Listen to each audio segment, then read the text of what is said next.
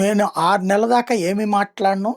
ప్రజలు విజయ్‌కి తీర్పిచ్చారు. మేము ఎంతో సంక్షేమం చేశాం, అభివృద్ధి చేశాము. అయినా సరే ప్రజలు విజయ్‌కి తీర్పిచ్చారు.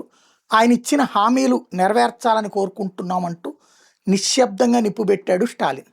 అందులో మహిళలకి రూ. 2,500 నెలకిస్తానన్నట్టు విజయ్ నీ వల్ల కాదులే.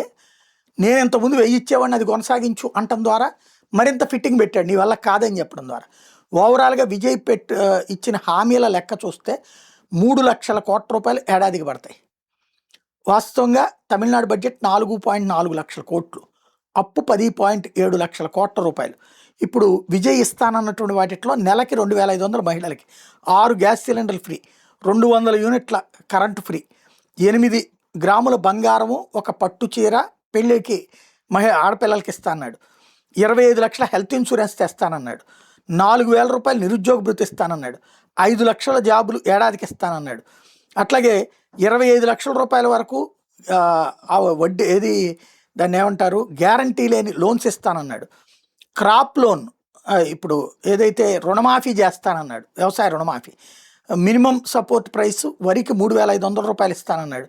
అట్లాగే చెరుకుకి 4,500 రూపాయలు ఇస్తానన్నాడు. మరోవైపు పెన్షన్ 3,000 రూపాయలు చేస్తానన్నాడు. ఇవన్నీ చేయడానికి అయ్యేటటువంటి ఖర్చే ఇప్పుడు అతిపెద్దదైనటువంటి చర్చ.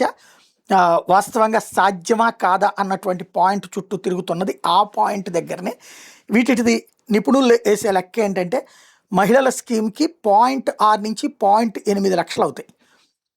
ఎల్పిజి పవర్కి 0.3 లక్షలు అవుతాయి. టోటల్ ప్రామిసెస్ 1.3 లక్షలు. ఇప్పుడు తమిళనాడు బడ్జెట్ 4.4 లక్షలు, అప్పు 10.7 లక్షలు. టోటల్గా 5 ఏళ్ళకి కలిపితే ఇక్కడ 3.5 లక్షల దాకా అవుతుంది. ఎట్లాగ సాధ్యం అన్నటువంటిది 3.5 లక్షల కోట్లు అన్నదే ఇప్పుడు ప్రశ్న.